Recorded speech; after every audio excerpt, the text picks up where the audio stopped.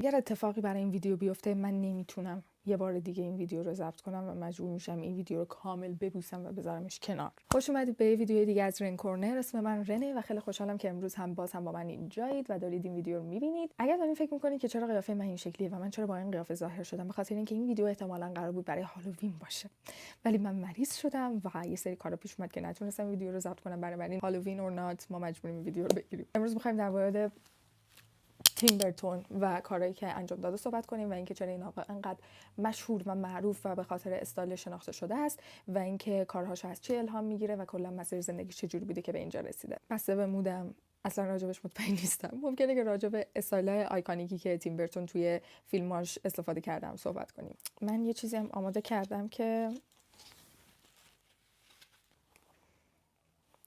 تیموتی والتر برتون در 25 آگوست 1958 به دنیا آمده. اون یکی از پیشکسوت‌های گاث کالچر در آمریکا محسوب میشه. گاث کالچر اگه بخوایم توضیحش بدیم یه ساب ژانر، یه ساب کالچر و یه خرد فرهنگه که به چیزای گاتیک و گاث مربوط میشه. مشکی، صورت‌های لاغر، هیکل‌های اسکینی و خیلی نحیف و کلا رنگ مشکی. تیم برتون به خاطر استایل کاراکتراش و فیلمایی که میسازه به این معروف شده که یکی از پیشکسوت‌های گاث کالچره و همچنین تمای فیلماش به گاتیک هارر و فانتزی برمیگرده. به خاطر این فیلماش کلی جایزه برده و کلی آدم از بچگیشون با فیلمای تیم برتون بزرگ شدن، در حدی که فیلمای عروس مرده یا نایتمر بیفور کریسمسش الان یه نوع نوستالژی محسوب میشن و همه اینطوریه که بچگی من اینا رو میدیدم و اینا. من بچگیمو از اینا نمیدیدم. من بچگیم اینطوری گذشت که با اسب‌ها و گورک‌ها و حیوانات مختلف بزرگ شدم و کارتون‌های مربوط بهشون. نه اینکه واقعا با اسب‌ها گورک‌ها بزرگ شده باشم، کارتونای حیوانی زیاد می‌دیدم، ولی مثل اینکه بچگی خیلی رو ساخته و خیلی مدیون این آقان. تیم برتون توسط فیلمایی مثل بیتلجوس یا ادوارد سیزرهندز، عروس مرده، نایتمر بیفور کریسمس، الیس این واندرلند و بیتلجوس جدیدم که جدیدن اومده و سریال ونزدی که فکر می‌کنم یه تیکه‌شو هم تیم برتون خودش کارگردانی کرده بود و رهبری کرده بود تیمشو، ولی مطمئن نیستم، ولی تقریبا مطمئنم که این کار کرده بود. من تا سن بزرگ 24 سالگی که امسال باشه و الان باشه کار تیم برتون ندیده بودم. من حتی یک کار از تیم برتون تا 24 سالگی ندیدم. حتی عروس مرده رو با اینکه خیلی معروف بود و خیلی‌ها می‌دیدنش، من تا امسال فیلم تیم برتون ندیدم و تصمیم گرفتم امسال به خاطر این ویدیو و به خاطر هالووین که خیلی تم تیم برتونی داره و همه سعی میکنن اصالای معروفش رو ریکرییت کنن، برم سراغ فیلماش و از این قاعده عقب نمونم. و وقتی فیلماش رو دیدم اول با بیتلجوس شروع کردم و بعدش نایتمر بیفور کریسمس، الیس این واندرلند رو دیدم و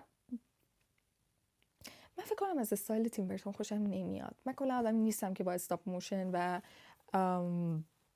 عروسک سازی و اون کلا استایل استاپ موشن اصلا منو به هم میریزه. به خاطر همین فهمیدم که نمیتونم ویدیویی در این بسازم که نقد و بررسی آثار تیم برتون، چون که I don't like his works.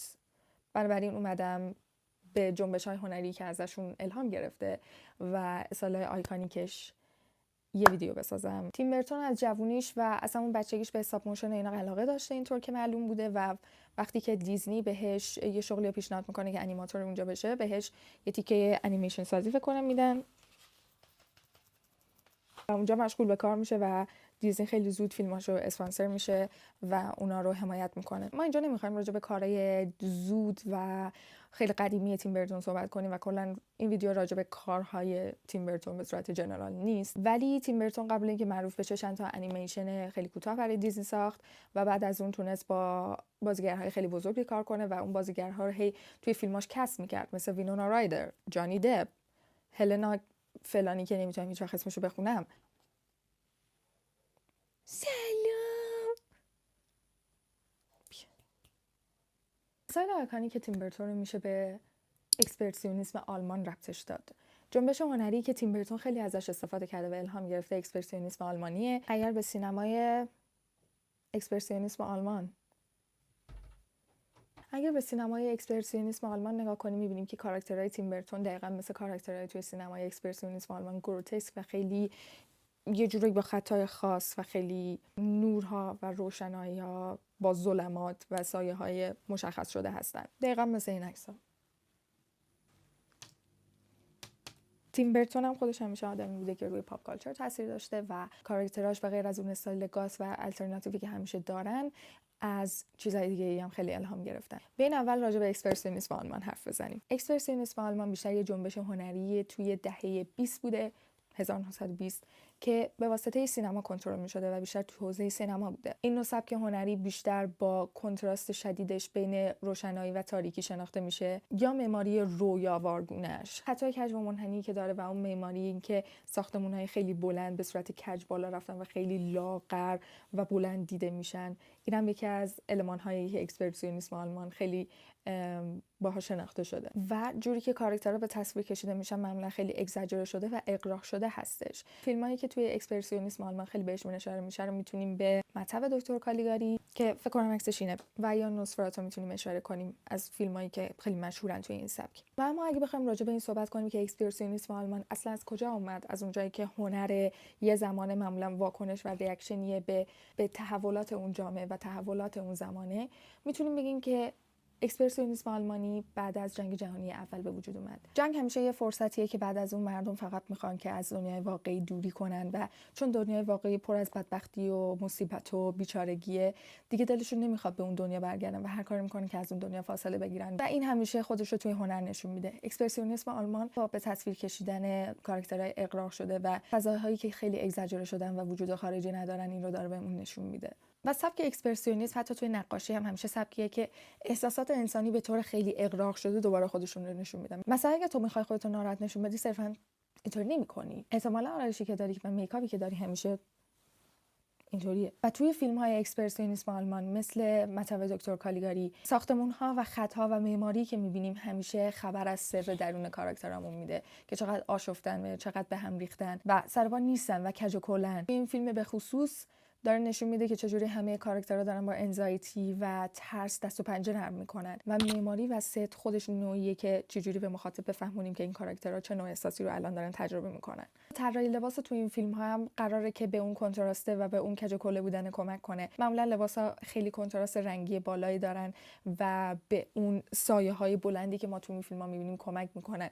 لباسا شیپشون و سیلویتشون یه جوریه که سایه های بلند بالا و کج و کوله روی زمین میندازن که اون حسای ترس و انزایتی رو در ما القا کنن. این نوع استفاده از ست و این نوع استفاده از فضا چیزی بودی که تیم برتون خیلی ازش الهام گرفته، چه توی فشن و جوری که سیلویت کاراکتراشو میکشه و از اون استفاده میکنه و چه توی نوع ساختمون هایی که میکشه و معماری که توی اون فضا برای کاراکتراش به وجود میاره. و از این لحاظ ما حتی میتونیم استتیک تیم برتون رو یک اکسپرسیونیسم مدرن نام ببریم. اگر فست فوروارد کنیم به دهه 80 و برسیم به جایی که حالا تیم برتون یه شغلی داره و داره جای اسم خودش رو محکم میکنه، میبینیم که فیلم‌های تیم برتون هم ما رو یاد اکسپرسیونیسم آلمان میندازن. همون اندازه کاراکترها دارن سعی میکنن احساسات خودشون رو از طریق میکاپ و فشن و معماری القا کنن به ما و بهمون بفهمونن که چه حسی دارن. مثلا توی ادوارد سیزرهندز که من ندیدمش ولی راجبش قرار حرف بزنم، ادوارد خودش توی یه قلعه زندگی میکنه که خیلی لاین های کج و کوله داره، خیلی بلنده و خیلی آیزولیتد و جدا از بقیه است و خود سیلویت ادوارد و خود استایل ادوارد و شکلی که داره نوکای تند و تیزی داره و قشنگ میتونی از بقیه جداش کنی و بفهمی که لایناش کجا تموم میشه و کجا شروع میشه. و خیلی میتونه ما رو بازم یاد فیلم‌های اکسپرسیونیسم آلمان و حتی مطب دکتر کالیگاری بندازه که مثل همون استایلای اون کاراکترها خودش از بقیه جدا کرده و کنتراستش با محیط کاملا مشخصه. و حتی توی بیتل جوز که دیدمش، ما از پترنای مثل راه سیاه‌سفید که کاملا کنتراست رو نشون میده به این میرسیم که کاراکترها ترس خودشون رو نشون میدن یا خنده خودشون رو خیلی اگزاجره نشون میدن و حتی رنگایی که توی این فیلم وجود داره هم خیلی خیلی روشن یا تاریک هستن و اون کنتراست کاملا به خوبی دارن نمایش میدن. حتی میکاپ‌های توی بیتل جوز و اتفاقاتی که توی فیلم میفته خیلی اگزاجره شدن و ممکنه خیلی وقتا کمدی به نظر بیان ولی کمدی هم بر اساس اغراق خیلی جا اتفاق میفته و باز هم از این که از اکسپرسیونیسم آلمان میتونن الهام گرفته باشن کمش نمیکنه. اگر بخوایم بریم سراغ استایل ها و راجع به فشن صحبت کنیم، از ادوارد سیزرهندز بازم بخوایم شروع کنیم، استایلش کاملا گاتیک یا پانکه، چرم مشکی واسه تنگ و چسبیده‌ای که پوشیده و اون نوکای شارپ و تیزی که داره، سیلویت بسیار مشخصی که میتونی کاملا تشخیصش بدی. همزمان یه جورایی میخواد القا کنه که این کاراکتر هم پاورفوله و هم خیلی فراجایل و خیلی صدمه پذیر و آسیب پذیره. این استایل یکی از آیکونیک ترین استایل‌ها تبدیل شده و هنوزم خیلی از مردم ازش الهام میگیرن. توی فیلم Nightmare Before کریسمس تیم برتون یه کاراکتر هست به اسم سلی که اون دختره است که اینجاش رو دوخته به هم و انگار کل بدنش دوخته شده به هم. و این استایل حتی یه جورایی غیر از اون کنتراستش و غیر از اون استایل گاس و پانکی که داره به ما اینو نشون میده که حتی از چیزای بازیافتی هم استفاده کنیم و اینجا فکر می‌کنم یه مسیجی برامون نهفته است، حالا غیر از تیم برتون بودنش. و خیلی این استایل رو قابل ریکرییت کردن کرده. یعنی شما میتونید صرفا با چند تا میکاپ و چند تا چیز روی دستتون اون استایل رو کپی کنید و ریکرییتش کنید و این خیلی کیوتش کرده. چند تا تیکه پارچه ببرید بهم بدوزید و اینطوری روش با ماژیک بکشید و شما میشید سلی از Nightmare Before Christmas. چیزی که راجع به این کاراکتر وجود داره اینه که اونا به شدت صدمه پذیر و آسیب پذیرن و همچنین خیلی احساسی ان، ولی یه جورایی دارن قدرتمند بودن رو هم القا میکنن. مثل کاراکتر اون چی بود، اون پسر این کی بود اسمش، خدای من، این خیلی فراجایله، خیلی لاغره، خیلی نحیف ممکنه به نظر بیاد، ولی آرس قد بلنده و بزرگ میتونه به نظر بیاد و این از یه طریقی انگار شمشیر دولبه است، انگار که دو چیز رو داره به ما میرسونه و این خیلی کوله به نظر من. و همچنین اون شارپ بودن استایل تیم برتون و اون شارپ بودن خطای استایل تیم برتون هم خیلی فراجایلشو میکنه و هم خیلی صدمه پذیرشو میکنه، ولی در این حال خیلی استوار بعضی جا و خیلی محکم نشونشون میده. و اینم یه چیزیه که ما توی فشن امروز یا توی فشن هر زمانی میبینیم. سیلوئت‌های اینطوری همیشه خیلی معروف بودن و همیشه توی رانوی ها و فشن کلا به صورت کلی رایج بودن. تیم برتون تنها کسی نبوده که اکسپرسیونیسم آلمان روش انقدر تاثیر گذاشته، مخصوصا از لحاظ استایل و فشن، و دیزاینرهایی مثل الکساندر مک‌کوین و ریک اوونز همیشه از این نوع استایل‌ها و سیلوئت‌ها خیلی استفاده می‌کردن و مورد علاقه‌شون بود. و مک‌کوین هم که یکی از انقلابی‌ترین دیزاینرها محسوب میشه به نظر من. I love him so much. توی استایل ریک اوونز مک‌کوین و مخصوصا مک‌کوین همیشه اون عنصر دراماتیک بودن و اون عنصر کنتراسته و اغراق شدن دیده میشه و به نوعیه که مک‌کوین همیشه سعی میکنه توجه رو به خودش جلب کنه با لاینایی که در میاره، با سیلوئتایی در میاره و با خطهای خیلی دیفاین شده‌ای که در میاره. همیشه توجه به سمت لباساش هست، حتی اگر از اون اثری که انتخاب کرده و نمایشش داره میده خوشتون نیاد، ولی توجه رو به سمتش میبره به خاطر کنتراستش و به خاطر دراماتیک بودنش. غیر از های فشن و غیر از دیزاینرهایی که نام بردیم که خیلی افراد مشهوری به حساب میان، توی استریت فشن هم و توی فشن خیابونی هم این استایل‌های پانک و گاز خیلی دیده میشه و خود تیم برتون هم الان یه استایلی داره، تیم برتونسک I don't know برتونسک. و خود تیم برتون هم به تنهایی اسم خودش رو توی اینها جا کرده. ما یه استتیک خاصی رو به اسم تیم برتون میشناسیم، صورت‌های خیلی لاغر و صورت‌هایی که انگار زندگی ازشون گرفته شده و مردن، مخصوصا اینکه کاراکتراش خیلی به مرگ و زندگی ربط دارن. هیکل‌های خیلی قد بلند و لاغر و همچنین لباس‌های تیره و کنتراست بالا، چیزی که به تیم برتون خیلی نسبتش میدن و خب حق دارن دیگه. چیزی که توی فشن همیشه جواب میده بغل کردن و امبریس کردن اون چیزایی که از نظر بقیه یکم تابو یا یکم عجیب به نظر میاد. مثلا صحبت کردن راجع به مرگ، صحبت کردن راجع به دنیای پس از مرگ و اون احساسات منفی رو به نمایش گذاشتن همیشه تابو به نظر میاد، ولی فشن همیشه از این استقبال کرده و سعی کرده سیلوئت‌ها و شکل‌های جدیدی باش درست کنه و تیم برتون هم از این نظر همیشه توی فیلماش سعی کرده اونها رو اجرا کنه و به نمایش در بیاره.